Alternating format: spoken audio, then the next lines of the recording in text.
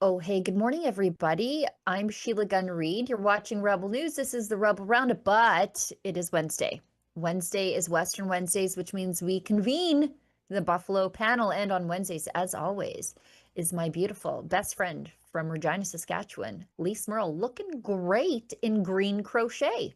Well, thank you, my dear. Thank you so much. And it's another great day to be a wild Western woman on the wild Canadian prairies. And today's guest is just going to light it up. I can't wait. Yeah, he just listened to 7 minutes of us explaining how wild we actually can be when left to our own devices before we went on air. I'll tell everybody what we're doing, and then we'll bring in our guest. So if you're watching us on Rumble, that's an excellent free speech platform. If you want to support the work that we do around here completely willingly, out of the goodness of your heart, out of your own free will, unlike what the government does to the mainstream media, you can leave a Rumble rant. That's our paid chat over there. If it's over the $5 US cutoff, we're reading it on air. If it's under that, we'll do our best, time permitting. And I know I owe overtime on the show today because we were short on both ends of the show yesterday. So as long as Olivia permits, we'll go a little longer today.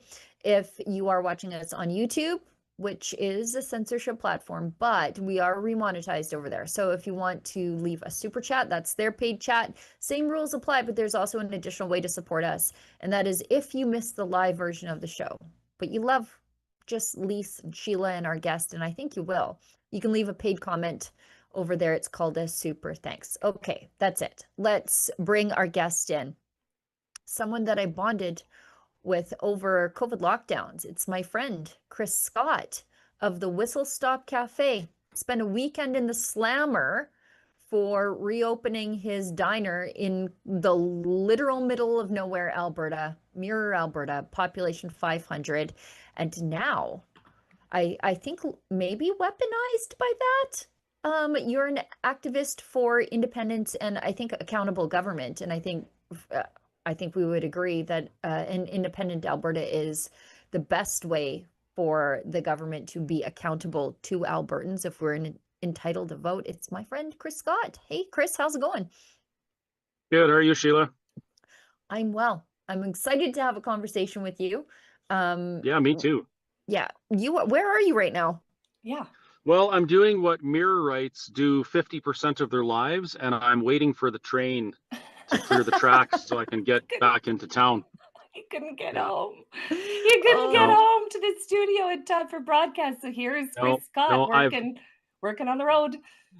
Yeah, I've sat at this crossing in the middle of the night for like 45 minutes. Sometimes it gets pretty frustrating, but anyway, that's what I'm doing. But I have a couple corrections, Sheila. Yeah.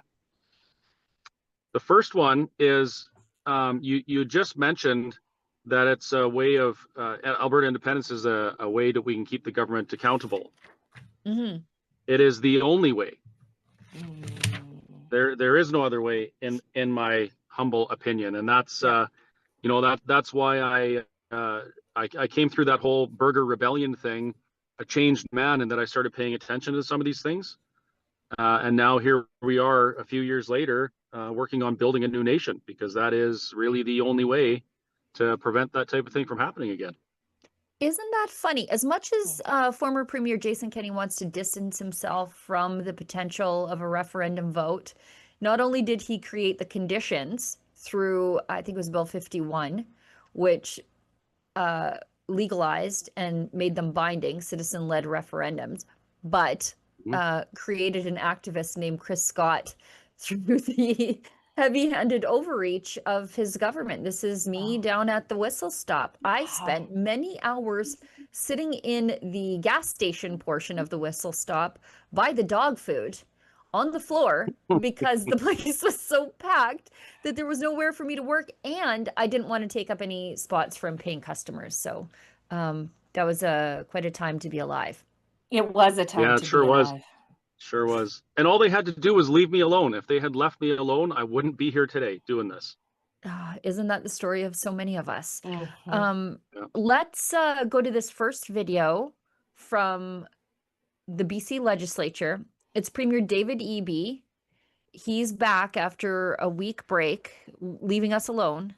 And he's accusing the BC Conservatives over there now of working on behalf of Alberta and Donald Trump.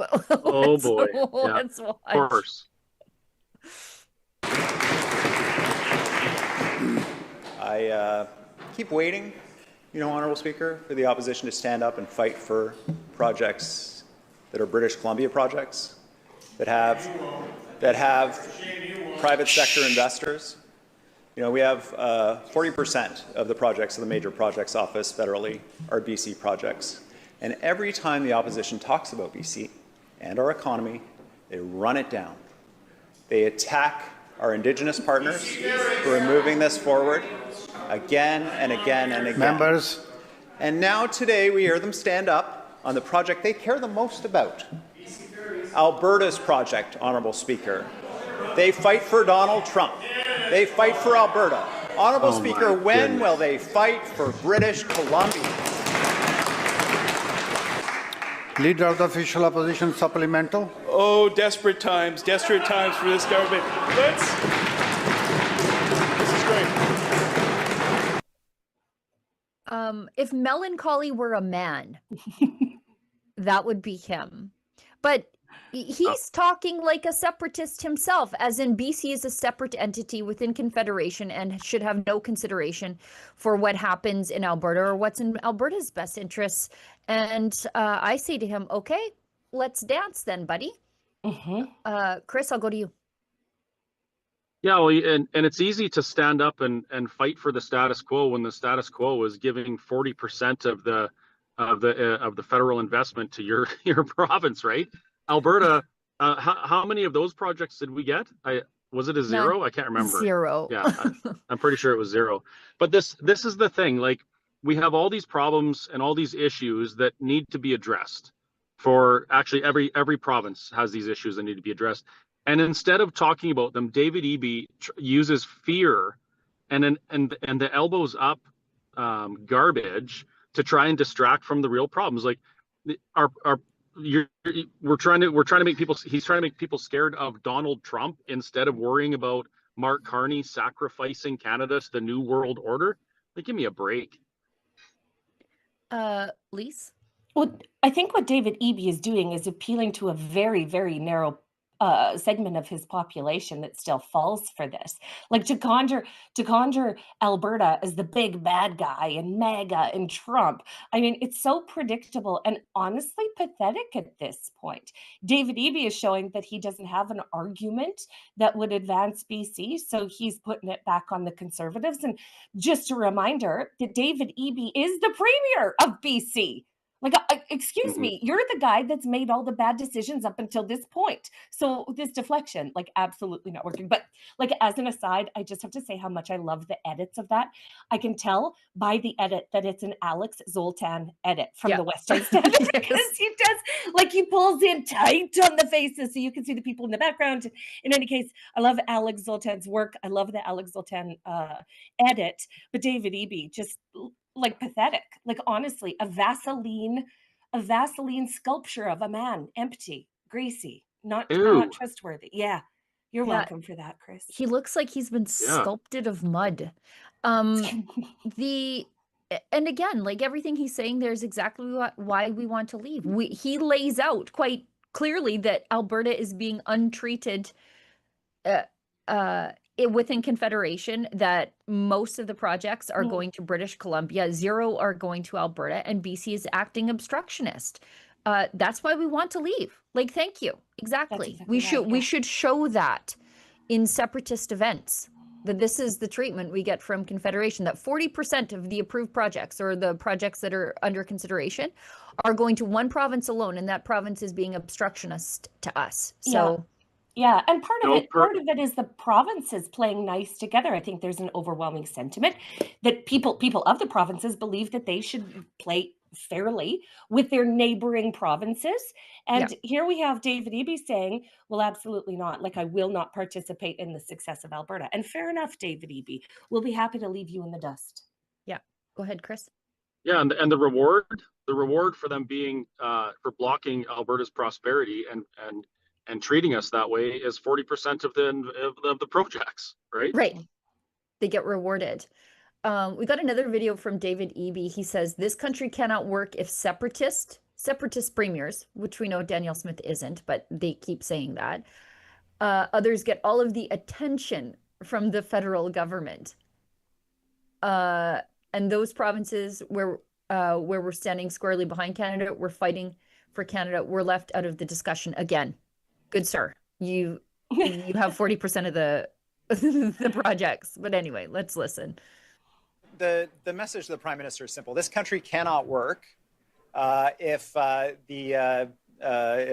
separatist premiers, others get all of the attention of the federal government, and those provinces where we're standing squarely behind Canada, where we're fighting for Canada, where we couldn't be more pro-Canadian in the projects we're advancing, where we're left out of the discussion. That's a very straightforward message from me to the Prime Minister, and I'm hopeful he agrees with that, because we have huge projects here in the province that are going to employ thousands and thousands of British Columbians and Canadians from across the country. It's going to raise the national GDP. It's going to raise the value of the Canadian dollar. Some of these projects are that big. And we're training up British Columbians to be able to take the jobs these projects create, so they have more money to cope with rising expenses as a result of global inflation. We are doing this work. We need to do it together. And we need to have at least as much enthusiasm from the federal government for BC projects as they've shown for Alberta projects. You got 40% of the projects. And what is the more attention?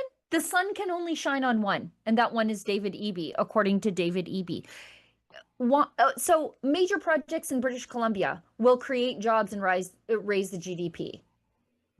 Why does he think that would only happen in British Columbia?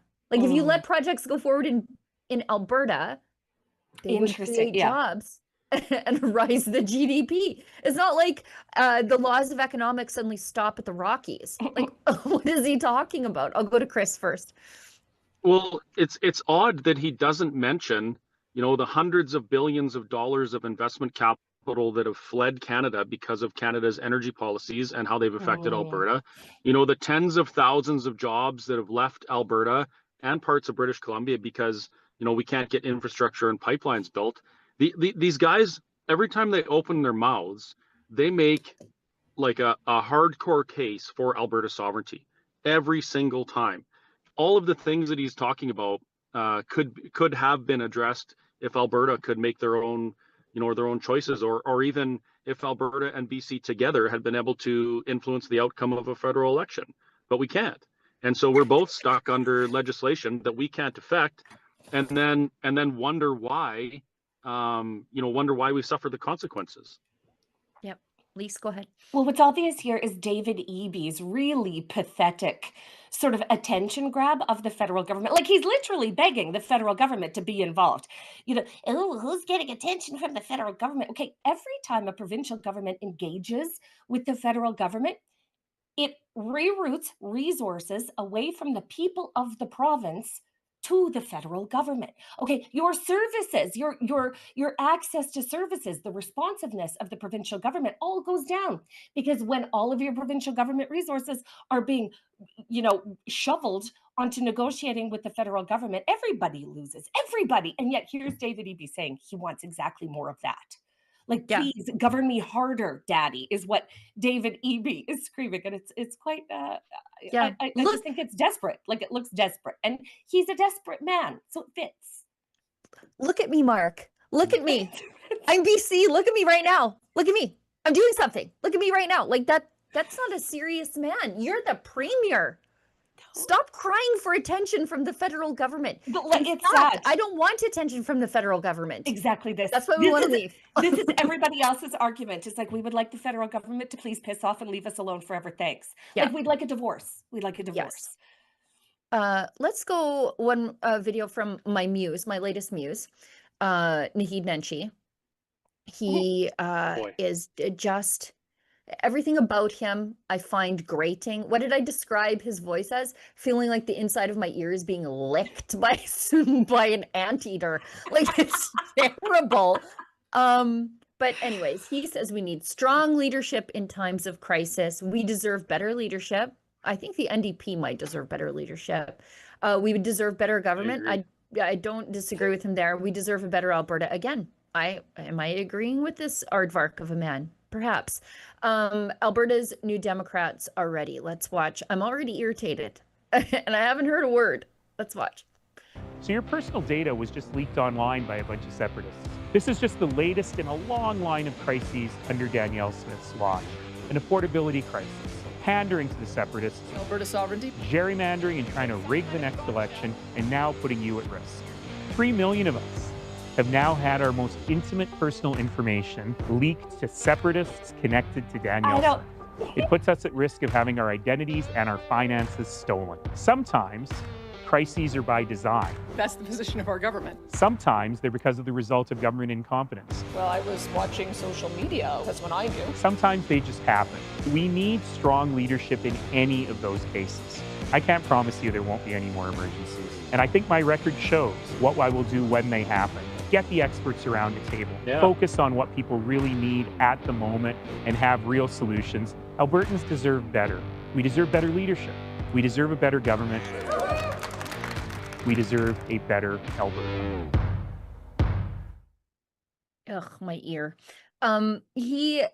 It's funny how he says, everybody deserves better leadership, blah, blah, blah, blah, blah. But he's the guy that oversaw the decay of critical infrastructure in Calgary. Like, they have boil water alerts from time to time in Calgary because he just couldn't be bothered to maintain the infrastructure in Calgary. Instead, he pursued all these green ideals, has a massive climate policy there. He tried to bring the Olympics there that nobody could afford. And meanwhile, people can't. There was an entire stretch of the summer where people couldn't flush their toilets or turn on their tanks because of him. And he, now he wants to be the premier. Okay. Chris, I'll go to you.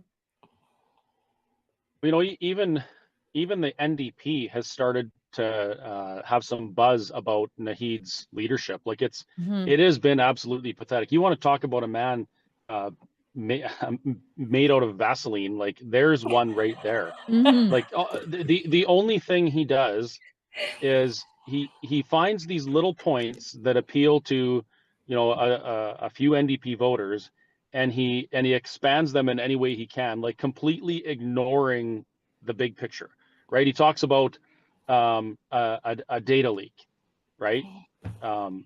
Which wasn't a data leak at all. It was allegedly a misapplication of a list that somebody had rights to use. We don't know yet, and we won't know until that's finished. But he never said a word about when the federal government used our phones to spy on us during COVID, right? He never mentioned any of those things. But he all of a sudden he's about rights and good government. But none of these things were, he didn't talk about any of these things when he was in a position to do anything about it. As a matter of fact, the things he did resulted in some of the stuff that he's chirping about right now. specifically the infrastructure. I mean, Calgary's got to spend all this extra money because he didn't do his job, and then the provincial government steps in and says, okay, well, you guys are going to have to manage this because you need to spend more money, and then he blames it on them. It's absolutely unreal. But this is status quo for the NDP. I'm still a member, so I still get their emails once a week or twice a week, and it's like reading an episode or a publication of the National Enquirer or something like that. It's just complete balderdash. Interesting. Well, this is a guy, Naheed Nenshi was the mayor of Calgary, which I can confirm is one of the worst cities to visit on planet Earth. Sheila, Gunn, Reid, do you remember our most recent trip to Calgary? That was just full of absolute baloney from start to finish. Okay, you can't park in that place because of the goddamn bike lanes. Okay, don't even get me started about the bike lanes and the inhospitable nature of downtown Calgary due to Naheed Nenshi's crazy earth muffin ways.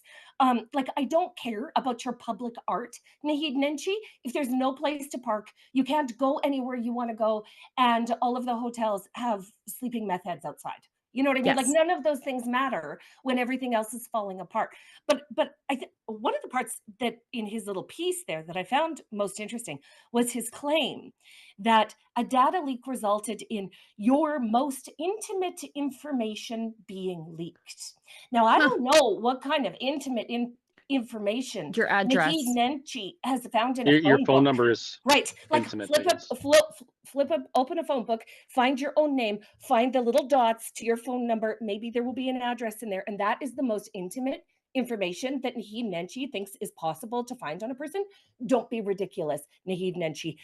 For those of us that work in conservative media, we are frequent targets of crazy left-wing activists. Like, my house has been sent, pictures of my house have been sent to me by crazy left-wing activists. So Naheed Nenshi, please shut up.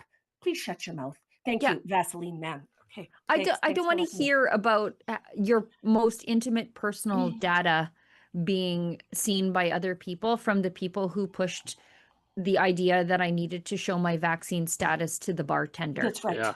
That's exactly right. You know? Let's move ahead, because National News Watch, which is a news aggregator, is pushing this crazy, I would call it like a wild conspiracy theory that when you read it, you think you're going to see something, and then you're like, wait, there's actually nothing here. This was written by Press Progress, which of course is the NDP linked news site. Alberta separatist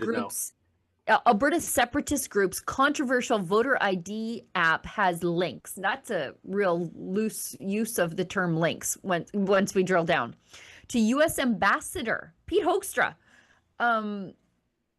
then MAGA influencers and wealthy Michigan Republicans. Hoekstra said he was not aware American-made app he previously promoted was used to help Alberta separatist group. Reports Press Progress, and I forget the guy who writes over there. Luke LeBron? Yes, LeBron. Thank you. I remember him from the debates. Anyway, but once you read the article, you're like, there's no there. So Donald Trump's top envoy to Canada says he was unaware a voter ID app that he previously endorsed and promoted was used by an Alberta separatist group at the center of a major Canadian political scandal. Okay. Sorry. Just wait. We're not there yet, because that actually is not what's happening here. U.S. Ambassador Pete Hoekstra, who is also personally acquainted with the app's founder, I think they're in a picture together, and the founder's wealthy stepfather, denies any knowledge of the app's use by Alberta separatists to identify the names and addresses of supporters of a potential referendum on the province separating from Canada. Now, you would think that they're talking about the Centurion Project's app here, but they're not. So he says, I'm not aware of the relationship. Ambassador Pete Hoekstra told Press Progress about the apparent collaboration between Alberta separatist group Centurion Project and Michigan-based right-wing political group called 10X Votes. David Parker, far-right separatist organizer, cites 10X Votes as his inspiration for launching the Centurion Project and claims the American group has been quietly working with him behind the scenes for over a year. This photo is the only proof that they have that Pete Hoekstra has any sort of acquaintance with 10X link votes. it all. It goes on to, like, you are expecting some sort of like, oh my God. Hoekstra says, in my travels in the United States, I've met a lot of political organizers. I've talked to a lot of people. I stumbled across this group out of Michigan called 10X Votes. I was massively impressed with what they've done. I wanted to bring that idea and methodology to Canada. Parker explained, for almost 2 years, I've been working with them, talking to them, trying to build this out, and it results in the Centurion Project. So he's saying, I saw what they were doing and I thought I wanted to bring it here. And Hoekstra happens to be from Michigan, and he's a Republican from Michigan, so of course he knows, like, they travel in the same circles, these 10X people. It says, remember this, 10X votes, Hoekstra told in November 2nd, 2024 rally in Warren, Michigan. It's an app you can download in real time, up to date, and it will tell you whether your friends or family have voted or not. It's called 10X votes. We need to go out and get a few more folks to the polls so that we swamp that vote. So I read this thing over and over again, thinking that we were going to have some sort of expose here. But as best I can tell, a former Michigan GOP figure named Pete Hoekstra once promoted an American campaign software that Alberta separatists looked at and said, you know what? Let's do something like that here to identify voters. And Press Progress is like, quickly, let's make Pete Hoekstra some sort of foreign influencer linchpin in Albertans wanting to leave. And everybody else is running with it like it's gospel. But nobody is actually I kept reading it thinking, where's the link between this and that? And there just isn't. Pete Hoekstra talked about 10X votes. David Parker liked what they were doing, so wanted to replicate it. And all of a sudden, Pete Hoekstra is the lead Republican from Simpsons. Chris, can you make any sense of this? I tried so hard. No, it's completely ridiculous. Like, okay, breaking news. Far left organizer uses social media platform to reach out to people to make sure that they're attending their their protest. Facebook contacted for comment. Like, are you freaking kidding me? Yeah. The whole idea of 10X, like, I've been working on an app myself, and I've wanted to do this for years. It will eventually be called WSC Live, I think.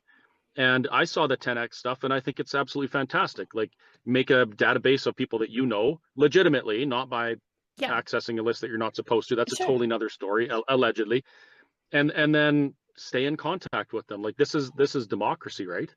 And now more than ever, it's so important that we do stuff like that, because if we have a 60% voter turnout on something like a referendum on Alberta sovereignty, that is absolutely pathetic. We need to make sure that people are participating. And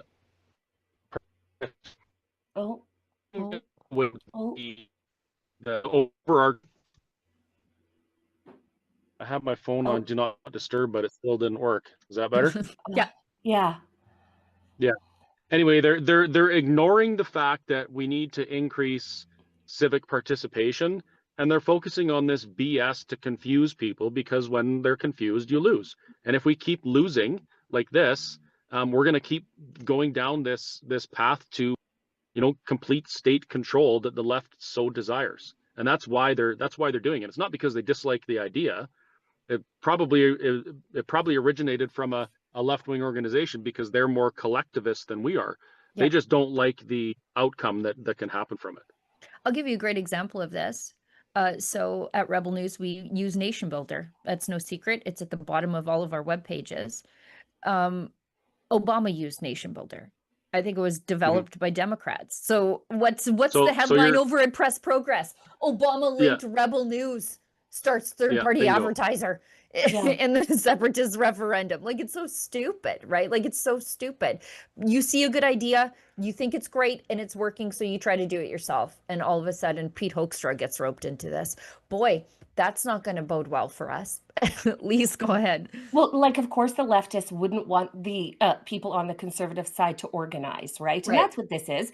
This is the democratization of technology. This is using tech to find people to achieve a political outcome. Of course, this would terrify the left, who uses, you know, I would say malicious and nefarious means to direct public sector union workers to vote a certain way every election. And so, of course, they wouldn't want conservatives to catch up by organizing through tech. Of course they wouldn't. Right. But this, like this, hey, Chris, can you make Luc Lebrun over at Press Progress a big old nothing burger for lunch? Yes. Oh, yeah. Yeah. We still sell those. Okay, awesome. I'd like to order one just for him. Sure. Yes, we deliver too. So. Okay. Oh, that's Please, great. one for him. Deliver, please. Okay, one more story before we let Chris go. He's either going to cook alive in his vehicle or be late to whatever he's got to do next. Mark Carney gives Pierogi dinner tonight. Is pierogies? Oh, it is pierogies. Oh, if we leave now. Yep.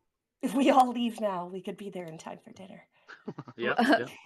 Carney gives an update on a possible pipeline from Alberta to the BC coast. Alberta is expected to bring private sector engagement, adding the agreement between Ottawa and the province has reached the next stage of development. What exactly is that, though? Because I don't know what that development is, and nobody actually seems to say. So let's watch. I don't know either. Yeah. Nobody knows because there isn't private sector details. Oh, sorry. Let's start that again. No, go ahead. In November, you said if there's no private sector proponent, there wouldn't be a pipeline through BC. Is that still your government's? Is that still your government's position? Yeah, there's a variety of. Let me say a couple of things. One is that the MOU with Alberta, which is now an implementation agreement, has moved to that phase, has a variety of aspects to it. The pipeline is one. Interconnects with British Columbia is a big element here. Nuclear power, pathways, changes to structure of the renewable markets in Alberta, changes to clean electricity regulations as well across Canada. Carbon pricing, huge range of things, pathways, carbon capture, okay? All of that. Methane regulations, all of it interconnected, which makes the possibility of a pipeline. Now, in terms of a pipeline to Asia, we expect a private sector. You know, Alberta is the proponent of that, or and to bring private sector engagement and proponent to it. We now move to that phase of development. Yeah. What?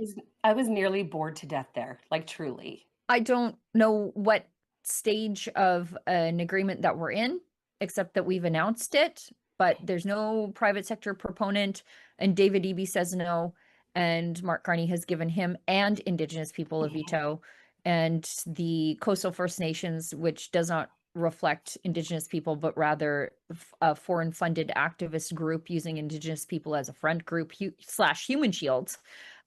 They've said no, and I think that's good enough for Carney. So I'm not sure what we're doing here. Chris, you can go ahead. I think that's called distraction. Yeah. Like there was so many other things he mentioned in there that are worth paying attention to. Specifically, you know, we're still expected to pay carbon tax and increase carbon tax, which has, and Sheila, you've done stories on this, has done absolutely nothing to change anything except for where our money's going. A whole bunch of regulations, First Nations vetoes, David Eby saying no, and for that matter, even Quebec saying no, we're not even going to have a conversation. Like, how can anybody believe? And I'm sorry, I have trouble with Danielle Smith actually believing this as well, because she knows what Mark Carney and Liberals are all about. How can anyone believe that word salad from Mark Carney is going to result in prosperity for Alberta? Yes. There is no path to that from that conversation in my mind. And there's no guarantee that even if a private sector proponent steps forward and says, fine, we'll pay more to do business in Alberta than we would in West Texas. Fine, we'll do it. That they don't get Northern Gatewayed after the fact, where the rules get changed on them halfway through the game after they've got millions of dollars invested and they've already passed the technical hurdles, which is the only hurdle that we should consider here, and not how the feminist basket weaver in town's ovaries are feeling about a pipeline. We shouldn't have to ask those questions, and they don't in anywhere else in the world. But where's the guarantee that, like with other projects, that even if you step forward and agree to pay the shakedown, that they don't change the rules halfway through on you? Yeah. Yeah, and he's claiming that these massive mega projects are going to be a big success while listing all of the independent pieces of those projects. But none of the independent pieces of those projects have been proven to be effective on their own, let alone interlocking with a, we just heard him say these will all work together. They're not working as independent projects, let alone to be combined by the federal government into a mega project. Like, give your head a shake, bro. Give your head a shake. The reason why things don't get built in Canada is because of the Liberal government. The end. Yeah, we used to build things. Again, I always use the example of the Alaska Highway. 8 months to build that thing. 8 months, start to finish. And we can't even have the town halls required for consultation and then, get a court date for a legal challenge in 8 months around here. We're going to hit an ad break. So we'll say bye to Chris, because he's still sitting in his car and he is a gainfully employed business owner doing other things and trying to save the province from itself. Chris, where are people able to find you and what events do you have coming up? So tonight we are at the Arbutus Hall. And when I say we, I mean the Let's Talk Alberta group. The idea is that we want to talk to Albertans about these issues and not just talk at them, but talk with them. So we spend more time in a Q&A and a public forum than we do giving speeches, although we do give our opinions. So you can find us at the Arbutus Hall tonight, and we're serving pierogies and sausage. So that's why I'm going to be on the road right away. Information about that is at letstalkalberta.com. We also have an AI chatbot at letstalkalberta.com that will answer most of your questions about Alberta independence, which is pretty neat. You can find me at whistlestoptruckstop.ca. There's lots of cool overpriced merch there that helps us continue doing what we're doing. And of course, you can find me on Facebook. My Facebook, just search Whistle Stop Cafe. I'll be one of the first ones that show up. Although if it's one with 900 followers, that's not me. That's a hate page. My Whistle Stop Cafe is 141,000 followers. So that's where you can find us. Great. And I think I'm going to turn up at one of your events in Lacombe on the 26th. Yeah, on the 26th, that's going to be an awesome one. So I'm doing smoked chicken and smoked ribs. It's a dinner. There'll be a bar. There's going to be live entertainment, a little bit of speeches, just a good time, an evening with dinner and drinks and conversation. And that's a ticketed event. You can find tickets for that at letstalkalberta.com. Scroll down a little bit and it'll take you to the portal. Please buy a ticket and come, because I've bought a lot of ribs. Dad is going. Yeah, beautiful. I want to go. I want to go. Yeah, I want to be there. This looks amazing. You Only guys. if you like my cooking, though. We do. Chris. I mean, come on. honestly. Yeah. Okay. Then you should join us. It'll be a great time. Awesome. Thanks, Chris, for making the time, and I will talk to you very soon. Very, very soon. Sounds good. Yes. Let's hit an ad break. We'll come back on the other side. In Canada, firearms owners like me understand the importance of safe, effective self-defense options. That's why we're proud to have Byrna as a sponsor. Byrna's less lethal launchers are designed to help protect you and your family without taking a life. Byrna offers peace of mind, accessibility, and a practical layer of personal security for Canadians who value safety. Learn more at byrna.ca/rebel. That's BYRNA.ca/rebel.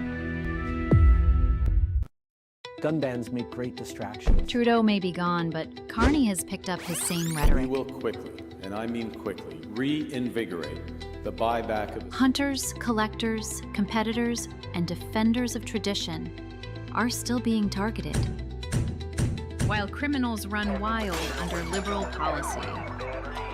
but we are fighting back. Join us. Canada's National Firearms Association, in defense of freedom. Each year, independent journalists break the stories that matter most. They expose corruption, challenge powerful institutions, and report the stories legacy media too often ignore. Now it's time to recognize that work.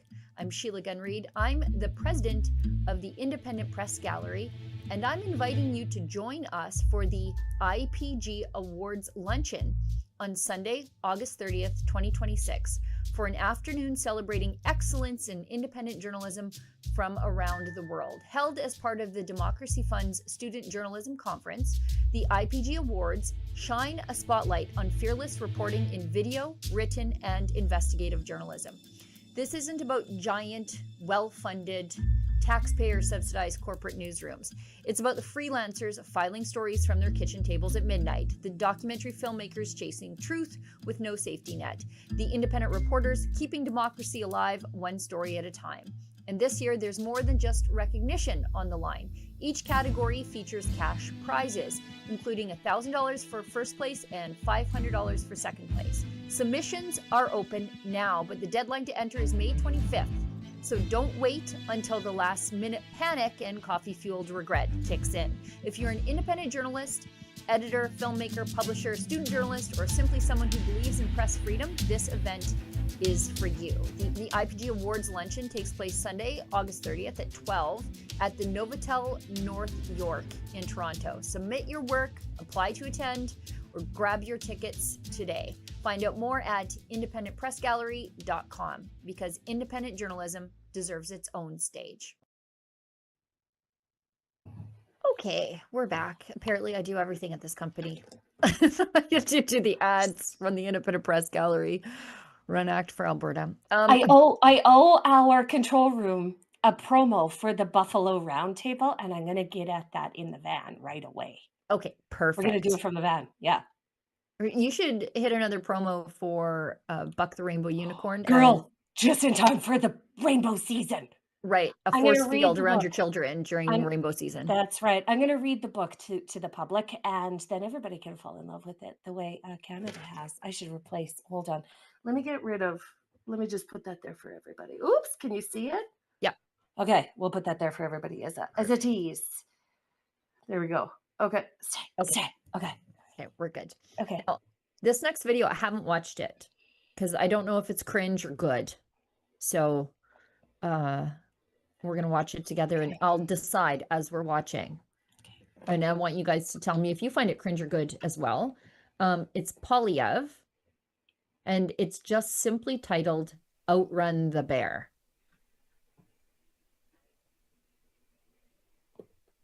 You ever been out for a run and told yourself that you were running as fast as you could? Nah. If you were being chased by a bear, you could run faster still. Just ask the Germans. They were being chased by a Russian bear. You see, the Germans were relying on Russian gas to power their economy, but then when Putin invaded Ukraine, they realized that was a very dangerous idea. They had to break their dependence on this aggressive neighbor, so they permitted a new LNG import terminal in just 60 days. And then they built it in the following 164 days for a total construction completion time of 194 days. From soup to nuts, the entire thing done, including a pipeline to get the energy to German markets. Good news for them, bad news for Canada, because none of that gas comes from our country. It almost entirely comes from the United States, where they can permit LNG export terminals very quickly. In Canada, it takes 14 years just to get a permit to build the thing. And then there are high carbon taxes that make it unprofitable. Now, all of these taxes and anti-development laws remain in place after a year of Mark Carney, even though he's been in power for twice as long as it took the Germans to build their new terminal. Let's sweep those things away. Get rid of the anti-development laws. Have fast 6-month permitting with no industrial carbon tax so that we can quickly approve those plants and ship Canadian gas using our enormous advantages of cold weather for cheaper liquefaction, abundant supplies, and shorter shipping distances. We just got to get running. In fact, I'm going to take my own advice and get moving faster. You should too, because I don't have to outrun the bear. I just have to outrun you. Okay, it wasn't cringe. My first thing that I should note is he's got incredible cardio. Yeah, I that's say this, Beyonce level cardio. That's dancing and singing at the same time. Okay, I that's say a this talent. as a runner, to be able to run and speak. If you're not a regular runner, it's difficult. And not just to run and speak at like that tempo without like sucking wind. He's a runner and he runs. You can tell. Second thing is, what was the timeline there for that? 167 days? Is that what he said for the German terminal to be built? Just to put this into context, 137 days ago, the Americans black-bagged Maduro out of his jammy jams. So we could have had a pipeline or an export terminal up and running since the time that the Americans arrested Maduro, to make sure that our oil and gas is not offset by a Venezuelan supply coming online. We could almost have it done, and we haven't done anything, like nothing. We have an agreement to have an agreement to have a talk. We have an MOU maybe. for an MOU for Yeah. an MOU. Yeah. That's what we got. I don't know, Sheila, Gunn, Reid. I didn't love the Outrun the Bear theme. I'm like, you know, the only guy he's got to outrun is you. That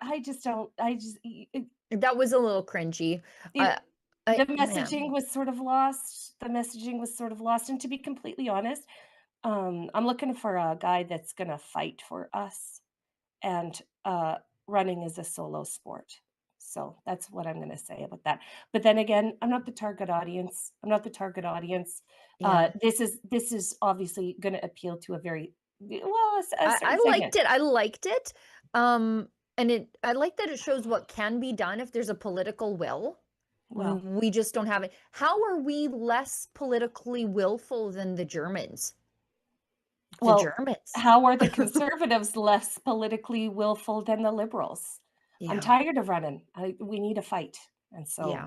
that one was a miss for me. Sorry, guys. Well, it was okay. I was just more impressed with his cardio. Yeah, Honestly. like it's great, but like, but it also begs the question, like, how much time you spend it on this habit and not fighting the liberals? You know what? This is where I'm at. I'm like, I want to see you fighting. You're just fed up. I want to see you fighting. When he talked to Joe Rogan about like the 2.5 sword lengths between in Parliament, there's 2.5 sword lengths. I'm like, sir, have you considered a spear? Have you tried picking up a bow and arrow? Like, can we try something new? And this just looks like sort of, I feel like maybe Pierre Poilievre is in his healing phase, like in his healing era. Like, oof, that was a hard loss. Now I'm going to get right with myself in nature, jogging.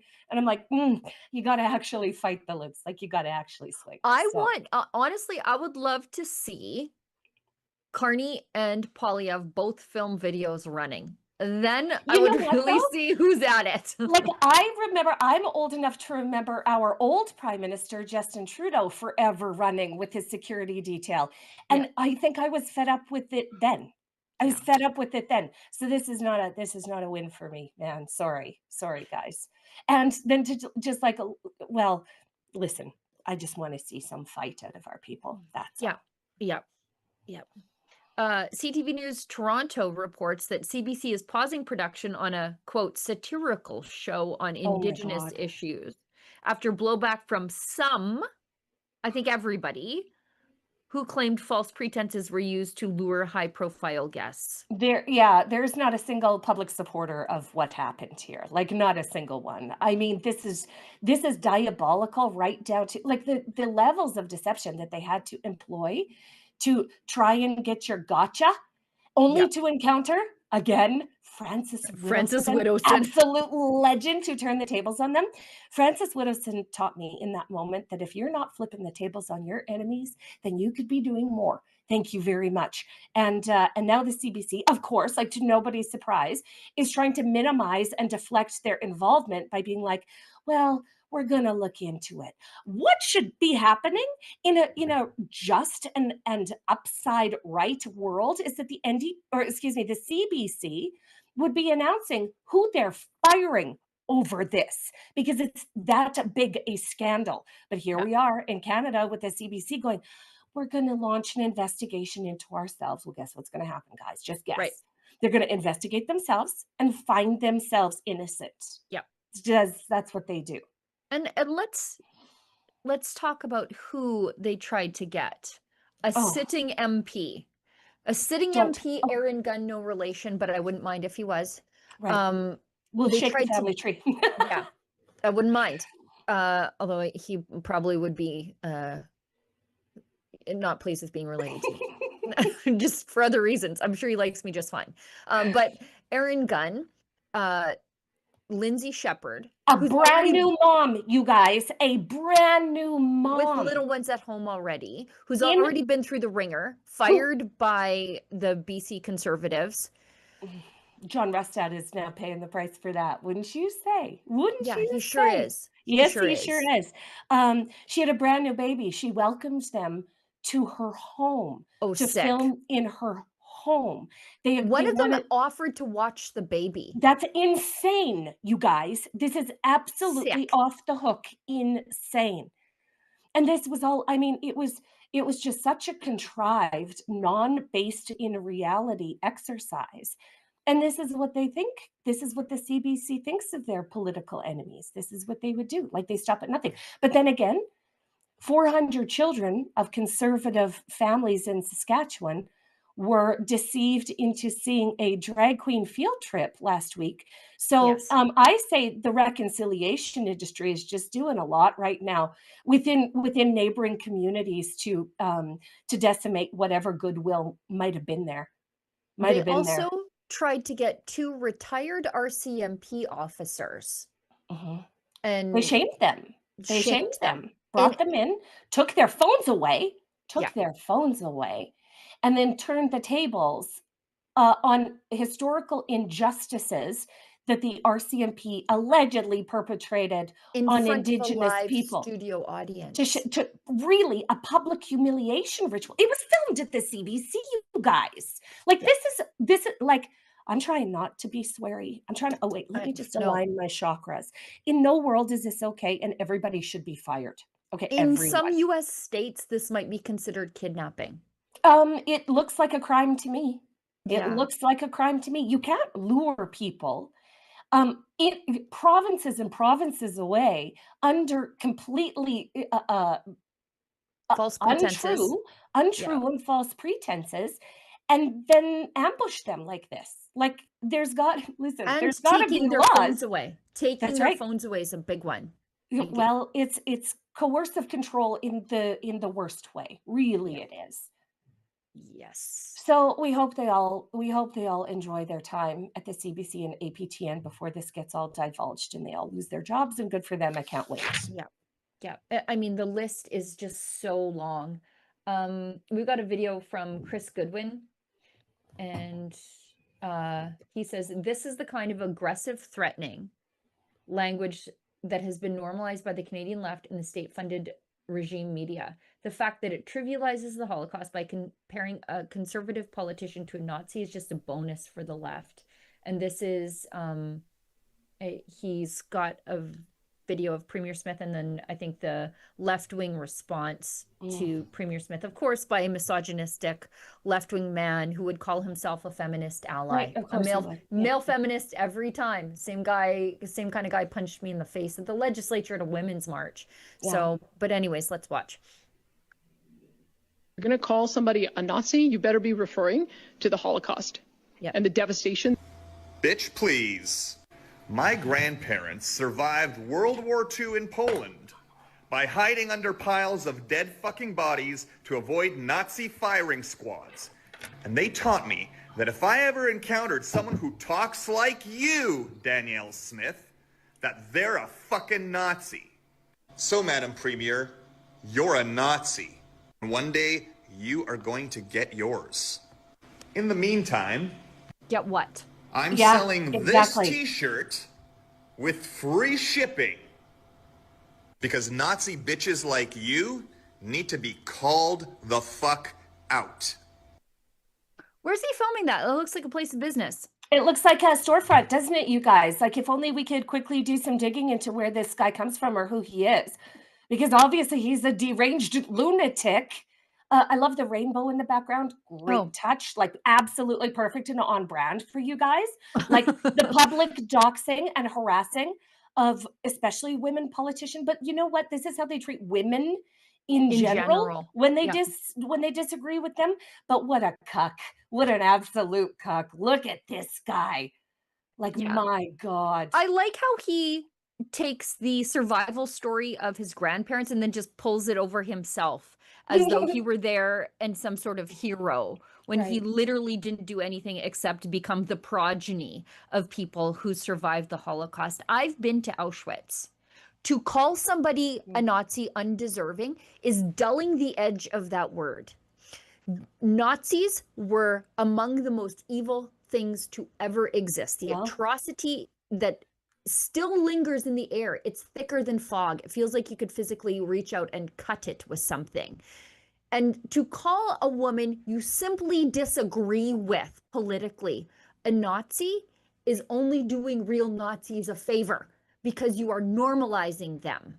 You're taking the edge off that knife every time you use that word erroneously. This guy, by the way, he's the kind of guy that would sucker punch a woman from behind, not confront her to her face. Right. Because he can't make the argument with words. He would just attack you from behind. He's an absolute loser. He's one of the Dion Buses of the world. You can talk big on the internet, but if he ran into somebody's husband, he'd be turtled up on the ground real fast. That's exactly right. That's exactly right. But what this does, like, what people like this actually do is activate online activists to, well, listen, this guy, it might just be grotesque words, but amongst the crazier activists of the world, that could result in some real safeguarding issues for our girl Danielle Smith. And so this, I mean, this sort of attack, labeling her as a Nazi and public enemy, like labeling the premier of the province, who the majority of the people chose to represent them. Right. And who continue to like her. Her popularity goes up and up. As a public enemy, that's sort of tiptoeing into dangerous territory. And I would say it's not even tiptoeing, it's obviously in dangerous territory. So screw that guy, screw his business, and screw anybody that has anything to do with him. Thank you very much. We treat women, we don't treat women like that this way, sir. Okay, we value women, and uncalled for. If Danielle Smith were a lady of the left, she would be celebrated as some sort of groundbreaking feminist icon. Look at her, bruh. Oh, she's basically our Kamala Harris, just smashing the glass ceiling. I'm wearing heels because that's how many glass ceilings I've smashed. That's Danielle Smith, and yet they would degrade her that way. Yep, unreal. The tolerant left, you guys, on full display. Yeah. Full display. And you just know that guy is just a weakling of an individual. Like, he would lose in an arm wrestle to me. I mean, you just know. Honestly. They are all like that. Speaking of our girl, Danielle Smith, this from our friends over at the CCFR, the Canadian Coalition for Firearms Rights. I'm the keynote speaker at their AGM this Saturday. So if you see me there, please say hi. Premier Smith says liberal immigration policies and gun confiscation remain top issues animating the independence movement, she told Vashi Kapelos. That's absolutely true, by the way. Our polling data at Act for Alberta shows that immigration is one of the #1 key drivers of independence. So let's watch. What about your own role at this moment in impacting the investment environment? You seem determined to hold a referendum, Premier, on separation despite the court ruling this week. And we heard from the head of ATCO very recently that prospect is having an impact right now at this moment. Absolutely, she said, it's impacting investments now. Why aren't you prioritizing certainty for investors in the way that you criticize the Trudeau government for? Well, I would say the MOU today shows my commitment, standing on a stage with the Prime Minister, shaking hands, signing an agreement that we've been working on diligently for 6 months. That to me is a demonstration of how our country should work and how our country can work, and how it works when you've got a partner in a Prime Minister who respects the role of the provinces. We don't agree on everything, but where we disagree, we work together to find accommodations. And there's a couple of other issues that are causing irritation. I mentioned some of the issues around immigration, which we'll be holding a vote on in the fall, as well as the gun grab. That's one of the other things that I think has animated the independence movement here, and I hope we can get to some resolutions on that. But this is the process that we go through to create a constructive outcome for Canada as well as for Alberta. And I'm just hoping that I'll be able to convince more and more people that's the case. That being said, it's 700,000 Albertans that have signed one of two petitions wanting to have this question. That's a quarter of all of the people eligible to vote in Alberta. And I respect the democratic process. The reason we have Citizen Initiative Act, the Citizen Initiative Act, is so that people can put forward issues that the government would not otherwise act on. And I wanted it to be a very permissive process, which is why I was disappointed that the court, I believe, made an error in law in compromising the ability of democratic citizens to get together and use that process. So that's why we're appealing it. It's really to preserve the principle that people should be allowed to put these questions forward. And then it's up to us in the government position to make sure that we're doing the duty to consult and doing it the proper way. I don't know that I've won over everyone who feels frustrated with Canada. I think there's some other issues that we have to deal with. But to me, that is the responsible thing for me to do, is to just be working every day to make sure that we're addressing these issues in a reasonable way, and to have a partner in the federal government that's willing to meet us part way. I think that's the only way you can truly take the oxygen out of this issue, is that you have to be honest about the issues that are causing the division, address them, and then hope to win people over. And that's what I'll keep doing over the coming months. I'm going to leave it there. You know, she's not wrong. And she, unlike other politicians, instead of completely dismissing the issues outright, she's actually saying, I'm listening to the separatists. I'm listening to what is making them angry, and I am doing what I can within Confederation to make them better. What I do need is a willing partner in Ottawa. Now, she's not saying it, but I'm sure we don't have one. And this is the whole argument. Like, this is the whole argument, is that we don't have a good partner in Ottawa. What we have is an abusive partner in Ottawa.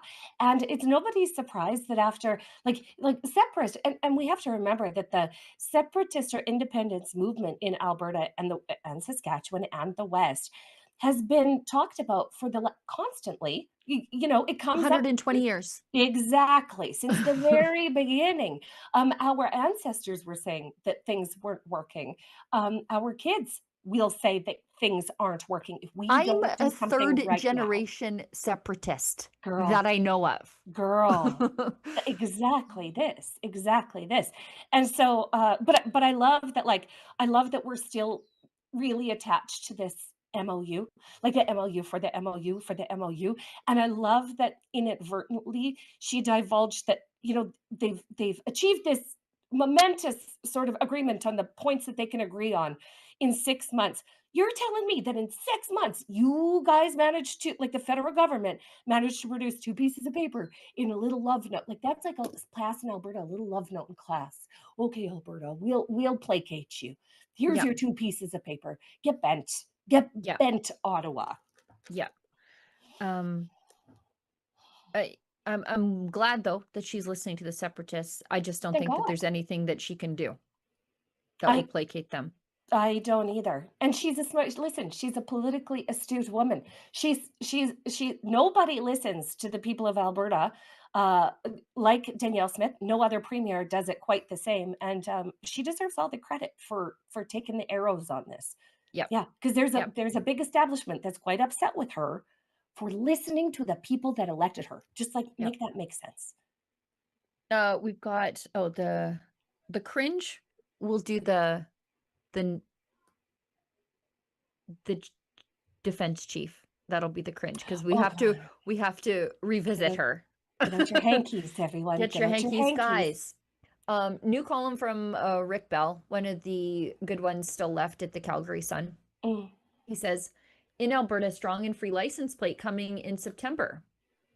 And road signs are also coming, strong and free. That is our provincial motto. Our provincial motto is in Latin. It is tattooed on my body, in fact. Years ago, there was pushback against using the provincial motto as Alberta's brand. That's no longer. We've sort of had on our license plate Wild Rose Country. Yes. And I remember back in the day, the provincial PCs, who were the other less conservative party, they were up in arms because the Wild Rose Party was ready to overtake them, and they wanted to strip that off the license plate. Yes. But the left is very upset about this, as our friend Corey Morgan points out. Why? They're having a bit of a tantrum, and I don't understand why. Strong and free? Is that not from Yes. the Yeah, that's What is our going on? provincial motto. Interesting. Well, they got to be mad about something. They're always mad. I think they're just mad that Danielle Smith is doing it. That could Like, be. That they're could just absolutely be. contrarian for the sake of being contrary without actually even thinking about it. They say, no surprise that the UCP government chose their party's motto. No surprise. But the UCP, their slogan is, as it is on my shirt, strong and free, because it's the provincial motto. Like, it's always been the provincial motto. And these people are just finding that out. And they don't know what to do about themselves. Right. How dare you? How dare you use our motto for separatist license plates? Right. Ah. Yeah. They're just dumb. They live here. They think they know everything about us, but they don't even know what the provincial motto is. They're just Right. mad for no good reason. I just found out, just like right now, live, that Saskatchewan's provincial motto is in Latin. Yep. And it translates to "from many people's strength." Oh. Very communist. Just very commie. You know what? Those are your roots, unfortunately. Commie's gonna commie, I guess. Those are the roots of Saskatchewan, unfortunately. Yeah. No, ours is Fortis et Liber. Okay. That's what we're gonna have in the. We're gonna figure out something for the new country. I like strong and free. It's too Canadian. We need something. Nope, it's too Canadian. They co-opted it from us, though. Did they? Like, did I you think have it so. first? 1905. We gotta find out. I We're like gonna his find out. sliders. Whoever had it first gets to keep it in the custody arrangement. Yes. Okay? Yes. We're gonna split. Yeah, we're gonna split up the terms. They can keep the strong part. We'll keep the free part. Yes. Yes. Yeah. We could call the new country the Free West and just be done with it. The Free West. Oh, I actually like that. I got chicken skin over just saying those words, the Free West. The Free West. Oh, I like it very That much. is you guys. nice. Let I us do know like in the that. comments if you too like it. Okay, let's do a couple of chats. It's Paul Newman, gets us $5. Paul Newman is a regular watcher, regular donor to the show. The kind of guy who keeps us afloat. He says, I live in the Soviet Socialist Republic of Edmonton. My gosh, I'm so sorry. Yeah. I say it all the time on the okay. show. My favorite Ralph Klein quote, besides the one that I write in all my books, I always write, this is a province rich in blessings and hope. The best is yet to come. That's a Ralph Klein quote. I write it in my books. But the other one is, Edmonton's a beautiful city with too many socialists and mosquitoes. Yeah. It's evergreen, man. It's Still evergreen. true. He said Still it 20 true. years ago. It's still true. Anyways, Paul Newman says, I live in the Soviet Socialist Republic of Edmonton, and I don't know anyone who supports separation. It must be the Russians. Oh, and Trump. Right. Yeah. Interesting. And I live in the socialist capital of Saskatchewan, and everybody I know is at least part of the way ready to go to separation. Like, I ask people on a scale of 1 to 10, the 1 being you got 10 toes in Canada, never leaving, nothing's changing, 10 being all the way out the door. Where are you? Never had anybody lower than a 6 ever. Yeah. In Whereas my socialist hellhole of Saskatchewan. So I've grown an extra foot like a lizard just so I can have 15 toes out of the country. I'm out of here.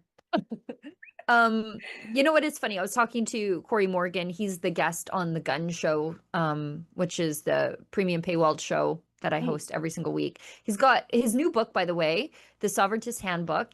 He's written an update. It's launched now. You can get it at the sovereigntisthandbook.com. But we were talking about how to convince people in, let's say, in the Soviet Socialist Republic of Edmonton, you need to talk about nonpartisan issues that even NDPers are annoyed with. Right. For example, immigration. And that's why it's the number one polling issue for sovereigntists. So if you tell people what the real immigration numbers are, even the NDPers, the whole like no one is illegal on stolen land people, Right. if you tell them what the real immigration targets are, they're like, nope, that's way too high. Right. So knowing that it is a number one issue for separatists, and also knowing that it is a nonpartisan issue once people know about what the real numbers are, that's the discussion you need to have with your NDP and Liberal voting friends. Well, it's a question of are we going to take the steps necessary right now to unwind this and make this a place that we recognize? Save what's left. That's right. That's right. And sort of take control of this, because obviously, well, the federal government doesn't have our people and our culture and our region's best interests at heart. When they've completely transformed the entire economic and social fabric of the country. And so if we can talk about this, well, and ways to fix it, separation is the way. Just like Christopher Scott said at the very beginning, what did he say? It is the only way. This is the only way. That's right. This is the only way. And it is the only way. Yeah, we tried it their way. How many times? With Stephen Harper, with Jason Kenney, now with Danielle Smith. We tried it. Yeah. Yeah. And honestly, just looking forward, if we were to think of our kids and our grandkids and our great grandkids and the experience that they're going to have in this place, what we do now really matters. It really matters. That's why I love our conservative boomers, because they're always they flat out say it's not about me. This could in fact destroy my economic future in the short term, but it's worth it for my grandkids. In the long term. That's right. That's exactly right. And that's what makes conservative boomers the best. That's what makes conservatives the best. It's because we are conservatism is the support of families and strong families. So if we're not conserving the future for our children, what are we even conserving at all? Great question. Great question. Snowy roof, $5. Anytime you get government involved, is like the government building a car and then forgetting to put the wheels on it and then charging Rolls-Royce price for it. Bro, thank you. Yes, exactly. That's whenever the federal government gets involved, or really any level of government. Right. While the rest of the world was driving like Buicks, the Soviets had the Lada. Right? Like that's all we don't want the Lada of pipeline projects. Well, at least the Lada was affordable. But if Mark Carney's government built the Lada right now, you'd be paying $220,000 for it. Sure.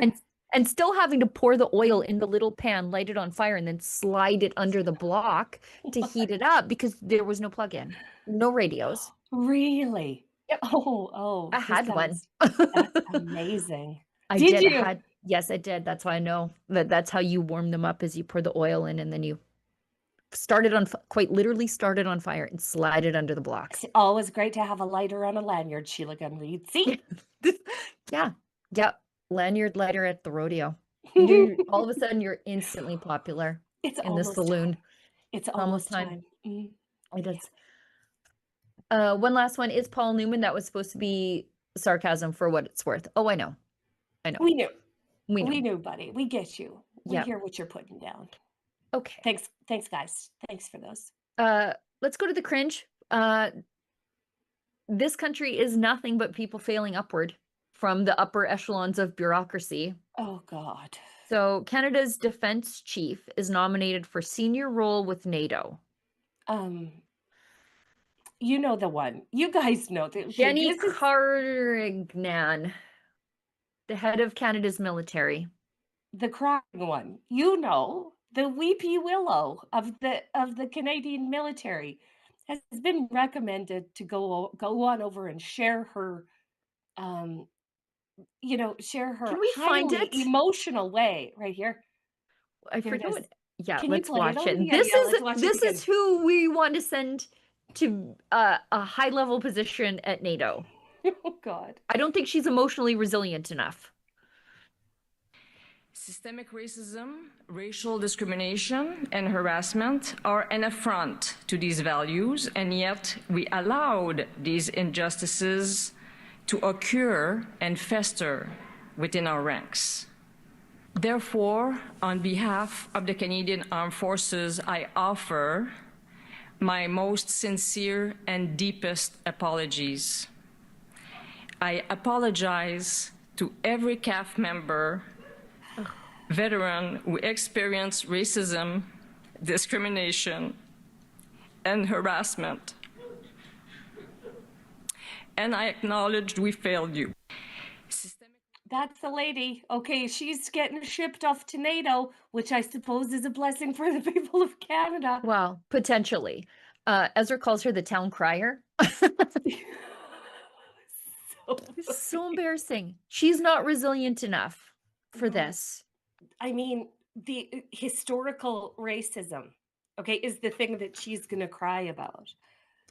This is not a person. This is not a serious person. This is not a serious military. This is is not a serious DEI. country. That's right. This is DEI. You're going to have tampons in the men's room at NATO if you I send this can't. lady. I can't wait for this for them, because then maybe the rest of the world will understand exactly what we're suffering through. Like maybe. Yeah. I say export this to the world. That could be the Just- quickest way to end it. Could you imagine if she was leading, say, American NATO troops? Yeah. Good luck. Pete Hegseth and the boys, I don't think are going to have a lot of patience for this. Well, it's going to be her and all of her trans army people. You know what I mean? She's going to come in with a troop of transformers. Well, I just can't wait. I just can't wait for that to happen. It's going to be awesome. The Undersecretary of War, what's his name again? The one from yesterday? Elbridge Colby. They've got Elbridge Elbridge Colby and Pete Hegseth and the boys. And we've got the town crier. Yeah. I mean, it ain't a good look. This is the best we can do.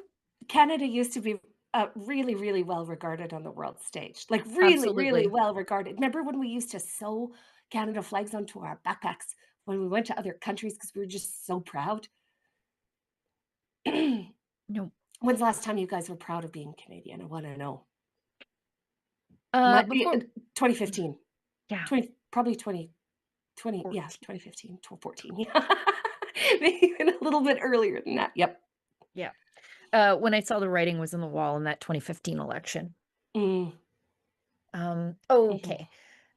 Just going back before we wrap the show, before I have to go into my meeting, let's just go back to the Public Enemy shirt. You know, the guy that was saying free shipping, blah, blah, blah. Yeah, the red background guy. Vile left-wing male feminist misogynist. I bet he goes to the Women's March and says he's pro-choice. Like, I'm just sure of it. Yeah. Here's Janice Irwin. She's wearing it. She's got no, it. She got it. Gifts were waiting for me at my office. As Ezra says, she's giving moral cover to this vile man who's calling the premier a Nazi. Yeah. I hope she has to answer for this in the legislature. Yeah. Calling the premier a Nazi, saying that she's going to get what's coming. This is the premier that has to walk around with an intense security detail. You have seen it at the UCP AGM. Oh, the security to get to wild. the UCP AGM was crazy for a political event in Alberta. It's the kind of stuff that you'd expect from a Trump event. You know, no, really, it is. Search our bags, metal over detector. the top, over the top security around Danielle Smith. One time I walked into a bathroom that Danielle Smith was in. And of course, I didn't know this. All I knew was that I had to get through an absolute clot of humongous men to get into the ladies' room. Okay. Yeah. She has to have people surrounding her at all times. 'Cause of By this. the way, can I just say what a crap design that t-shirt is? Like, Yeah, even it's not this good. guy with all of his, like, maybe he could reserve some of his rage and pour some of that creativity into designing a better t-shirt, because I mean, it's a terribly designed T-shirt for a terribly designed woman, Janice Irwin. You should be Terribly absolutely designed. terribly designed woman, Janice Irwin. And honestly, like this isn't socially acceptable. This isn't socially acceptable, Janice. You should be real ashamed of yourself. But then again, you have no shame. So Yeah. As like Ezra's tweet is, a socialist politician who gives moral cover to those who would do violence against Alberta's premier, who has to have a security detail with her wherever she goes.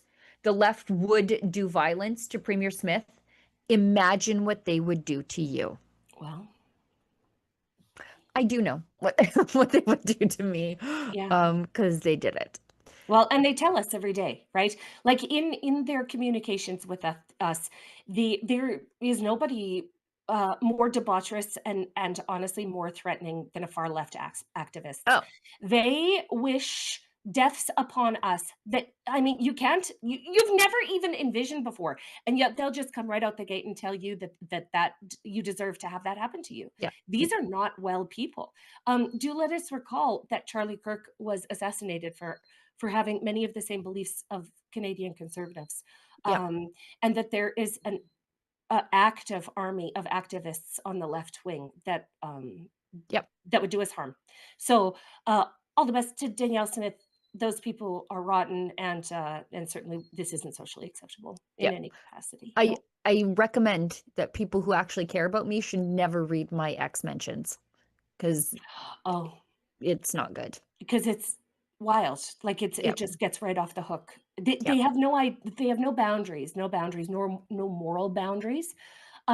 No consideration that many conservative women are also raising children, and the people that they're attacking are mothers.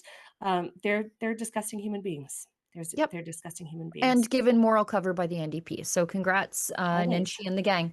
Another hit out of the park, guys.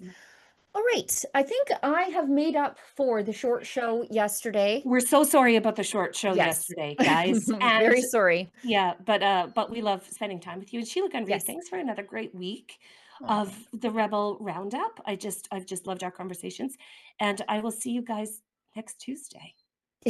You sure will. Lise, thanks so much for hosting these last 2 days. Olivia and the gang behind the scenes, thank you for the work that you do to organize the show for us. And then we add things as we're talking, and you always seem to get to them. You're the fastest group of producers, I think, in the business. They're literally gold star team in the background at Rebel News. So thanks everyone. Thanks to those of you who pitched in a little bit to keep the lights on here at Rebel News and who engage with our content. I cannot stress enough. Excellent free way to help us out. You write a comment, you guys, and the more you engage with it, the more the platforms say, hey, the internet is finding this interesting. Let's show it to more people. So all you have to do is just say, good job, girls. Steal our ideas. Like, if you listen, if we said something that was completely sideways and you don't agree, like tell us. Feel free to put it in the comments. Steal our content. Here's your permission to steal our content, and just share it however you want to. Okay, guys? All right. Okay, that's the show for today. I'm 4 minutes away from the next thing I need to do. Lise, thank you. Thanks to everybody who tuned in. And as always, if you find us offensive, maybe don't find us at all. For years, Albertans have been talked down to, lied about, and ignored by the political class in Ottawa and their media allies. Now that Albertans are seriously talking about independence, well, the panic has set in. The CBC, legacy media activists, and Liberal and Conservative politicians alike are flooding the zone with misinformation, half-truths, and outright fear-mongering. They don't want a fair debate. They want to scare Albertans into silence before the conversation can even begin. That's why we launched AlbertaFactCheck.com. This is a project dedicated to pushing back against the lies with sourced, documented, on-the-record facts. So when a politician twists the truth or tries to rewrite history about Alberta's future, we'll fact-check it. When the CBC launders activist talking points as journalism, we'll fact-check it. When legacy media reporters spread misinformation about the independence movement, treaties, equalization, the economy, or the referendum process, We'll have receipts ready before their spin cycle is even over. We are building our own fast response war room from the ground up. And I'm not doing this alone. Helping me on this project are the Western Standards, Corey Morgan, and my boss, Ezra Levant. Two people who know exactly how the media and political class manipulate public opinion to protect the failing Federalist status quo. You won't see spin, there's no propaganda, and definitely no taxpayer-funded narrative management. You're going to get just the facts. That's it. Because Albertans deserve the truth as they fight to make one of the biggest political decisions in our province's history. To support our efforts and to learn the truth, visit albertafactcheck.com.